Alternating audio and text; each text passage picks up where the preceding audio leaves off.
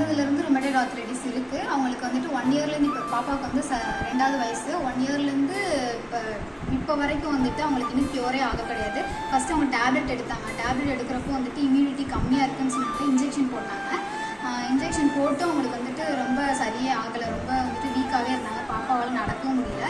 இப்போ இங்கே வந்ததுக்கப்புறம் ஜிடிஎன் மெடிக்கல் காலேஜில் இருக்க ஹாஸ்பிட்டல் வந்ததுக்கப்புறம் க்யூர் ஆகிருக்கு. செகண்ட் டேவே கொஞ்சம் பரவாயில்லாமல் நல்லா க்யூர் ஆகிருக்கு. இப்போ 3rd டே போய்கிட்டு இருக்கு, நல்லா பரவாயில்லாமல் இருக்கும்போதுலேருந்து பாப்பாவுக்கு ருமேட்டட் ஆர்த்ரைட்டிஸ் இருக்குது. அவங்க வந்து அலோபதியில் போய் ட்ரீட்மெண்ட் எடுத்துருக்காங்க. ஆனால் ட்ரீட்மெண்ட் எடுத்துமே வந்து பாப்பாவுக்கு பெயின் தான் அதிகமாக இருக்குது.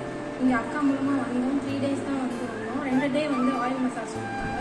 3rd டே வந்து மட் தெரப்பி கொடுத்தாங்க. இப்போ வந்து பாப்பா சூப்பராக நடக்கிறாங்க. டயட்டும் கொடுக்க ஆரம்பிச்சிருக்காங்க. டயட்டில் வந்து காலையில் வந்து மில்லட் தோசை அந்த மாதிரி கொடுக்க சொல்லியிருக்காங்க. கேரட் ஜூஸு, பீட்ரூட் ஜூஸு இதெல்லாம் கொடுக்க சொல்லியிருக்காங்க. அதெல்லாம் கொடுக்கவும் இந்த 3 டேஸாக சூப்பராக சாப்பிட்றா, சூப்பராக இருக்கா, நல்லா நடக்கும்.